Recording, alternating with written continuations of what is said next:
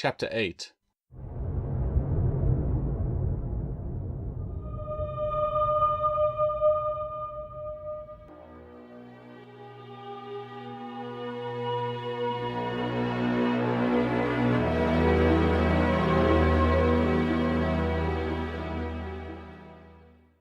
The reptile thrashed uncontrollably on the floor of the cabin. Its screams, when it had the strength to make them, were terribly close to human.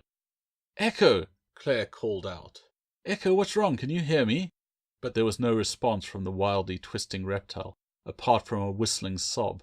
Many bright scales were already scattered around the deck as a result of Echo's continued thrashing. "Can't we do anything?" Claire asked, turning her tear-filled eyes on her captain. "Nothing," Bill answered heavily. "I should have expected something like this." "What's happening to him?" "It's Adrian. I believed we were too far away for any interaction between them, but I couldn't be sure. I didn't make too much of the possibility for fear of causing unnecessary worry. We just have to pray he survives." "What about Adrian?" Claire sobbed. "If Echo's like this, what about my brother? What are they doing to him?" Only one thing could affect Echo and Adrian both in Midgard and the Inner Sea. Adrian has accepted the gift of Negra. He's becoming one of them. "What do you mean?" Claire fought the rising tide of panic. "What are they doing to Adrian? We have to help him." "I'm so sorry, Claire, but we are worlds away, and there's nothing we can do." "What will happen to Adrian, to Echo?" "There's no way to tell. This has never happened before. Normally becoming an acolyte of Negra entails the destruction of the Adept's familiar, but Echo, Adrian's true familiar, is here with us." "I don't understand." Claire slumped against the cabin wall, her eyes locked on Echo's contorted body. "When an adept bonds with a familiar, it's on a spiritual level. Part of Negra's ritual is to use this bond." "How?" Claire demanded. "I'm not sure you want to know, Claire." "I have to know. Tell me." "As is blood, it's your right to be told, but I warn you the truth is not pleasant." "Just tell me what you think is happening to Adrian." Claire was helpless to stop the tears which were all but blinding her. "Do you think it could be worse than watching this and wondering?" Bill looked uncomfortable. "I've not told you this before because it would have served no purpose, but you have the right to know. When a new witch is made in Negra, a large part of their soul is destroyed." "Adrian's soul!" Claire could barely get the words out. "I fear so," Bill said, drawing closer and steadying her with a large hand. "But there is some hope in what's happening here. Normally each candidate is forced to endure enough pain that they invest more of themselves into their familiars, which they keep close by throughout the process. Remember that the bond is already such they are joined on a spiritual level. It's only natural for the victim to strengthen this connection in the face of his suffering. Once this has taken place, the candidate is forced to choose between the destruction of that part of themselves represented by the familiar, or death." "But Echo is here." "Exactly. Which means Adrian's soul has not been destroyed. Not only that, but Adrian has clearly neither died under torture nor chosen death. By concealing the true identity of his familiar, Adrian has only destroyed the very smallest part of himself. It has never been done before, which speaks highly of your brother's abilities, but few souls can maintain sanity divided in this way. What Echo is experiencing now is the transfer of a great part of Adrian's soul over a huge distance." Claire could feel her body beginning to shake, and it was all she could do not to collapse on the floor. Perhaps only Bill's hand prevented her. "So Echo will get better, and Adrian will be in his body?" Claire asked, daring to hope. "Claire, I'm sorry to tell you this, but only the greatest spiritual pain could cause such a reaction at this distance. I don't know if Echo will recover, or if he or your brother will be sane." "You can't know that! You said it had never happened before. You can't know!" "That's perfectly true, but we must balance our hope by being prepared for the worst." "Captain, look!" Jackson shouted, pointing in wonder. "Where his scales have come off!" "That's impossible!" Bill barked. "I don't—" Claire started at the silver scales protruding from Echo's molting hide. "What does that mean?" "The change in your brother is manifesting physically in his familiar," Bill murmured, regarding the writhing reptile warily. "I can see that. Why are you looking so worried?" Claire asked. "I can tell you this much. I'm one of the few people to have looked into the eyes of a sorcerer of Negra and lived. They are the same color as those scales." "So? His scales are changing. They're always changing." "Those scales are no longer his." Bill said ominously, drawing a thick-bladed dagger and stepping towards Echo. "What are you doing? You said he was Adrian's only hope," Claire shouted as she moved to block his path. "If I thought he carried the taint of our enemy, not you nor anyone on this ship could save him. But I was merely trying to show you something." "What?" "Stand back and watch," Bill answered, squatting over the manic gecko and waiting until he stopped moving. As the gecko lay panting, his crystal eyes rolling in all directions, Bill carefully lowered his knife. The blade touched the reptile's silver back with a metallic clink. Bill repeated the process using more force, then once more, this time producing a spark from the thick silver scales. "Not much of a chance of harming him with ordinary weapons," Bill commented, rising and resheathing his knife. "How can this be happening?"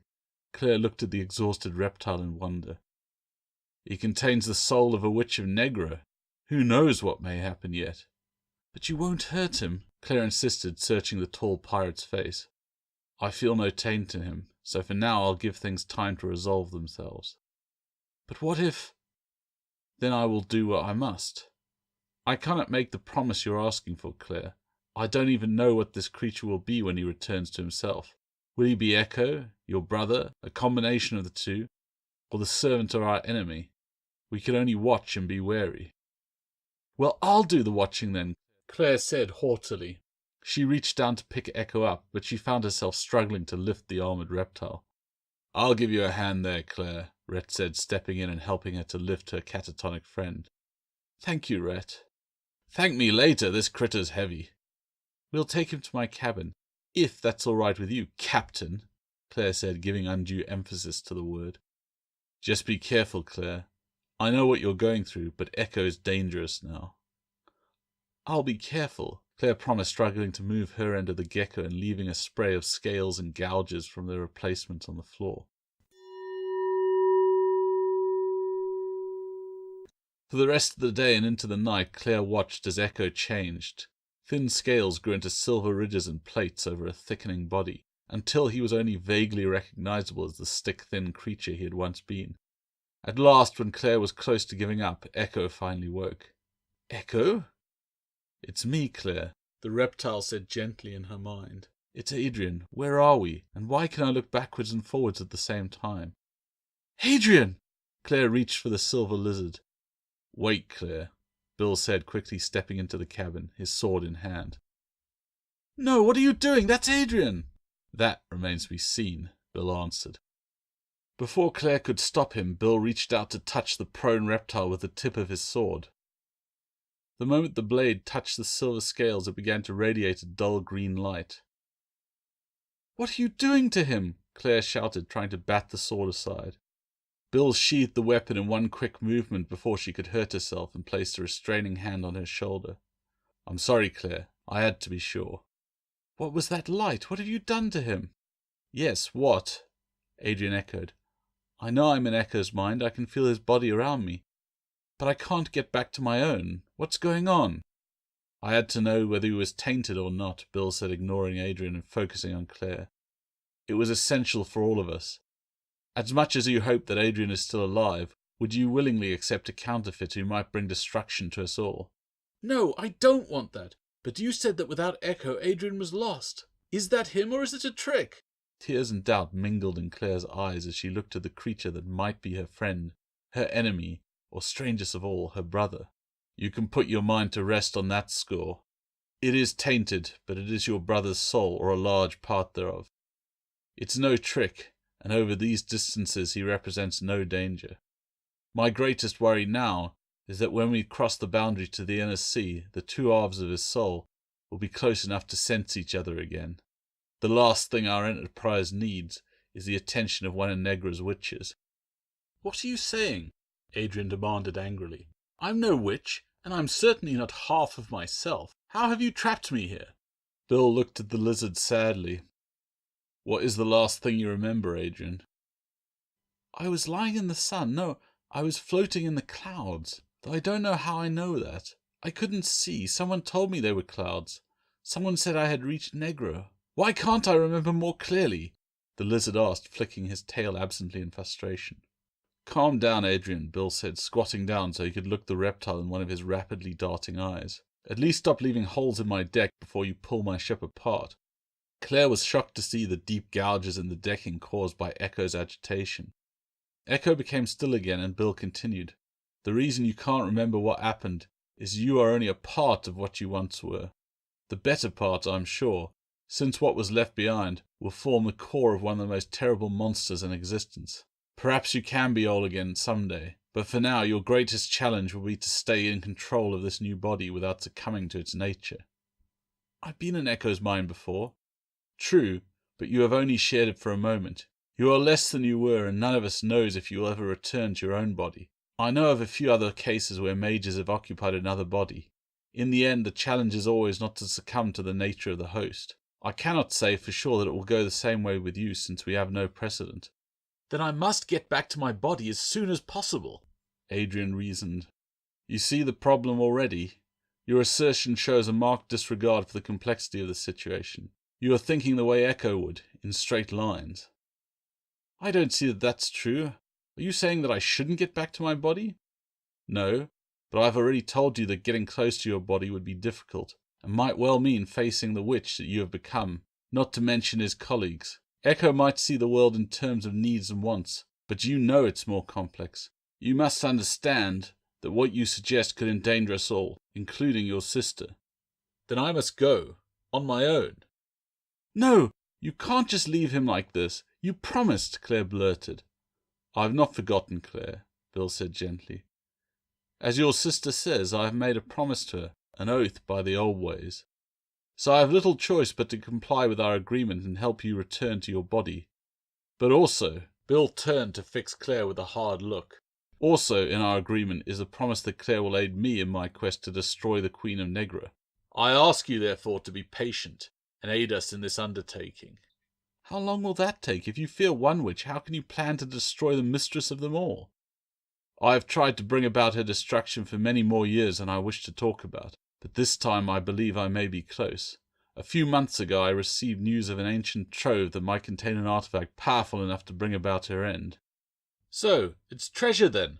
How typical of a selfless pirate. Adrian, don't, Claire said. No, he talks of caution, but we're supposed to just trust him. I could end up living as a reptile. There are worse ways to live, a part of him loudly protested. Adrian ignored the interruption. Sorry, but I could lose my soul, and he wants to go treasure hunting. He just wants you to go along to do his navigation. He'll dump us the moment he has what he wants. I could dump you overboard now, but I choose to keep my honour. Do you think there are not easier ways of getting a navigator, or if necessary, forcing a cooperation? You've been through a lot, Adrian, but this animosity must end. I warned you of the fate that awaited you both and respected your wish to face it alone. I have saved your sister and will keep my oath to save you if I can. Do I not deserve something for my efforts? Have I earned some trust, or are you the only one entitled? Apologies. Adrian dipped his head. As you say, I have been through a lot. I am grateful that my sister is safe. I will do as you say, but I would like to know more of this treasure. My recent experiences have not engendered much trust in me. Fair enough. As I have told Claire, I do not yet wish to reveal too much of my plan. What you don't know can't be extracted from you. I can tell you that the treasure dates back to the fall of Atlantis. After the sundering, only one city on Atlantis remained above the water, Avaloon, which is now the name of the island on which it stands. The island is a place of myth and magic. Even the witches fear it, for the ghosts of the past are palpable. A few have dared to go in search of the treasure that once lay there, and found nothing for their efforts. Almost a year ago I came into possession of a map, ancient and all but decayed. It told the true history of the greatest treasure of Avaloon. It was not left to rot in gaudy crypts or be overwhelmed by brine. Instead, it was loaded onto the two greatest ships of that age and taken beyond the bounds of Negra's influence, to the chaos-ridden lands of the Rim. I will not yet tell you which island I seek, but I will say that I plan to travel to the inner sea and gather a crew experienced enough to venture to some of the wildest regions of the Rim. The treasure, priceless in itself, should prove a recompense for all who take risks with me. More importantly for the three of us, one of the artifacts has the power to destroy Lilith. And once we have done that, we will be able to help Adrian, Claire said firmly. When would be a better time to reclaim your brother than when the Queen has been dealt a mortal blow? How long do you think it will take to find your treasure? Adrian asked. That depends on how well our navigator does, Bill said, rising. The mention of navigation brought Claire's mind back to the compass. Yes, so much has happened. I was going to tell you, Claire began, but she was interrupted by a cry from above. Ship ahoy!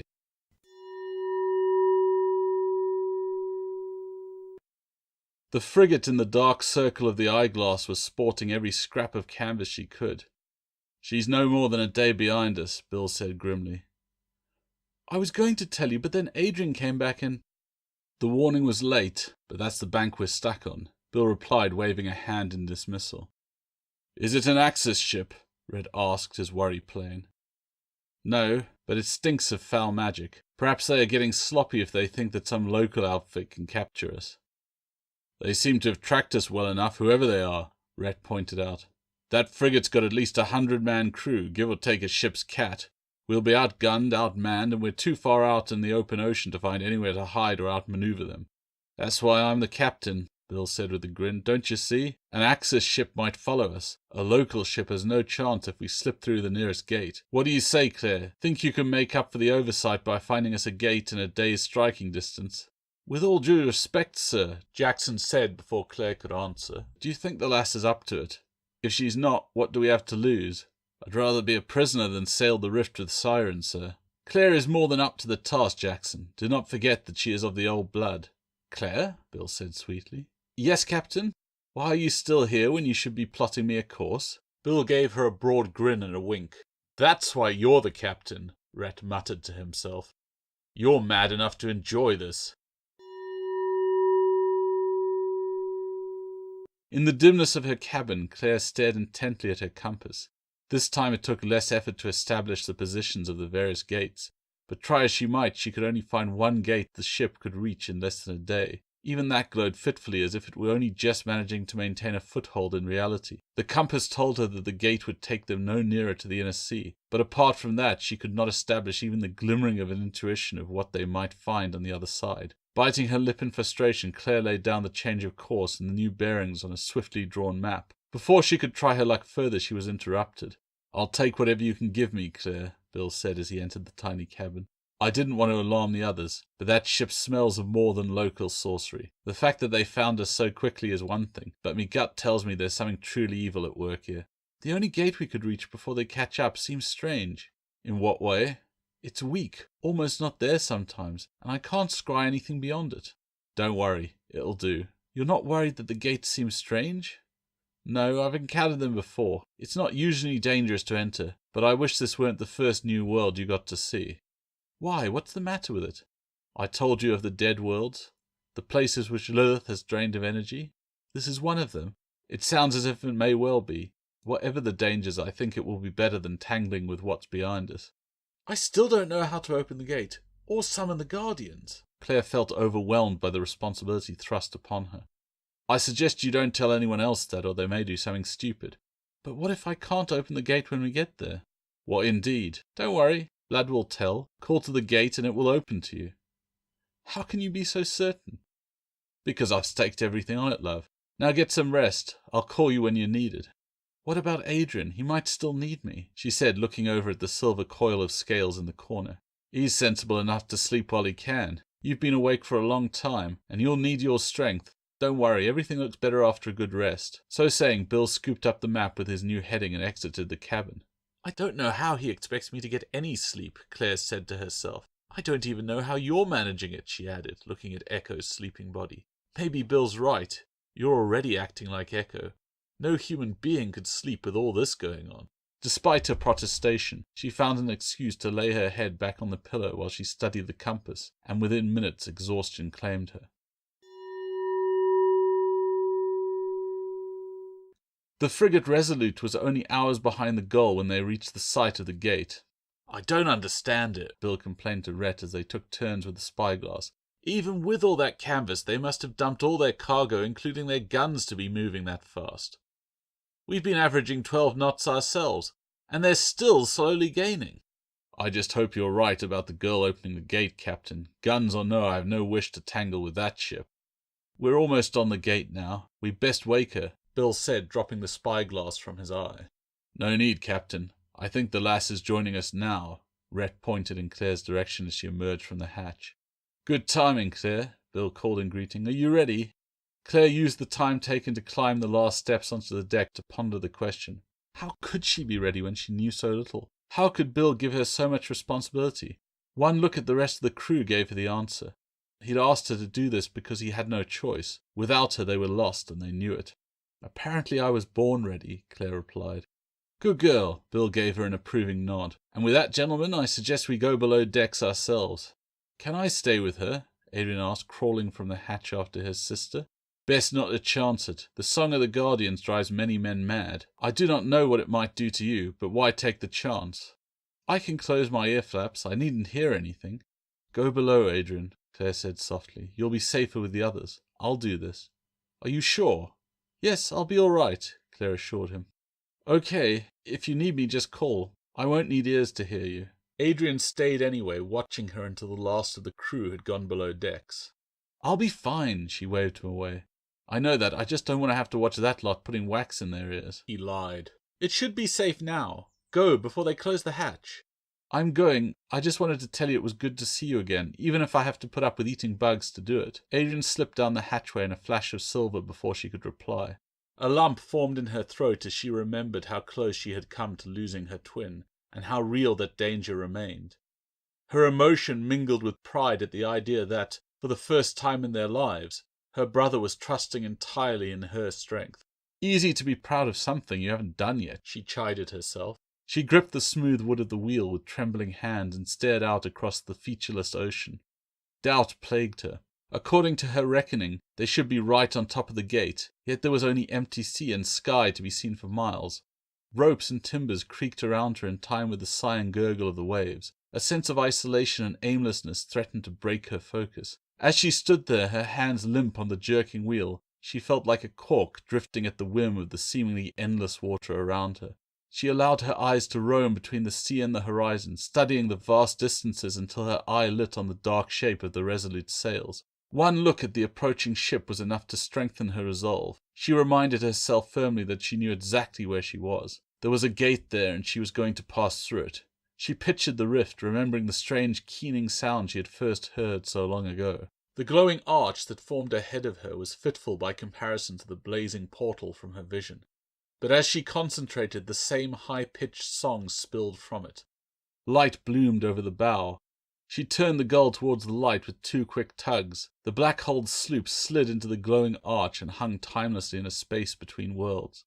All around her, indistinct shapes swirled, calling in shrill and desperate voices. Claire tried hard to hold the ship steady in the increasing current that tugged her on a course that all her senses told her would lead only to destruction. Angrily she screamed her defiance. Her words mingled with the choir around her. With Bill's training at the forefront of her mind, she strained with aching arms to keep the bow pointed straight ahead. She sensed more than felt the first slimy hand reach up to touch the hull, its webbed fingers pushing against the gull's sides, forcing Claire to pull harder on the wheel. The siren's songs swelled louder as they began to climb. The weight of their slick bodies slowed the boat until it seemed to crawl and sink into the brilliant depths. With all her strength, Claire focused on the next gate, willing a passage through this chaos to the world beyond. In the corner of her vision, a white hand, its skin slimy and translucent, appeared over the side. Then the gull splashed down in a geyser of salt and foam on a grey and briny sea, overhung by charcoal skies. Claire reeled at the change in the air, which burnt her lungs. She looked in horror at the sheer coast that loomed over the starboard side of the ship. On the jagged headland, tall, square buildings seemed to reach up to the sky, causing Claire to gasp in wonder that such things could even be built. A second glance told her that their makers were long gone. Even at a distance, the silvered glass, cracked or altogether missing from so many of their regularly spaced windows, betrayed their state of decay. The monoliths stood broken and jagged in seemingly endless ranks, stretching into the haze of the acrid air. Some leaned against each other like rows of drunken gap-toothed tramps. They presided over a natural harbour that heaved with sludge and oil. So this was what Negra left behind when it had drained a world of its magic and wonder. Seen in that light, the massive scale of the city seemed more tragic than impressive. In the end, how many had died? How many had cowered here together? How many souls had Negro harvested? A sudden shudder that ran throughout the ship interrupted Claire's thoughts. Desperately, she wrenched the wheel as the ship's hull scraped on something beneath them. Thankfully, a sluggish wave floated them off the submerged object, which Claire realized in horror was a building like those on the shore, covered by a few feet of water. She looked at the dark patches in the water around her with new eyes. She realized that the city on the cliffs must be only part of a city that had sunk into the sea untold years ago. With a crack that almost made Claire jump out of her skin, the hatch swung open, and the crew poured onto the deck. "What the hell was that?" Bill shouted, still tugging wax from his ears. One look told him of the danger, and he ran to the wheel, steering the boat between the dark squares that marked the tops of buildings. The others rushed up into the rigging. They trimmed the sails to catch as much of the erratic wind as they dared without making the ship go fast enough to ground them on the tops of the hidden buildings. As they rode along a channel wider than any street Claire had ever heard of, she looked back to see the light of the portal was not fading but intensifying. Bill was wrong. The frigate could follow. Worse, far from helping them escape their pursuers, the passage had slowed them up enough for the Resolute to catch them. "The other ship's coming through!" Claire screamed, but her words were lost on the roar of a sudden freak wave. The swell dipped without warning, dropping the ship so sharply that it was tipped on one side and buffeted about like a cork in a gutter. The Gull floundered in the eddies left by the changed water levels, and her crew was left staring up at the shadowy rows of newly exposed seaweed-encrusted towers. There was only an instant for the crew to take their bearings before the boat was whipped up and over into yet another alley of ruined giants.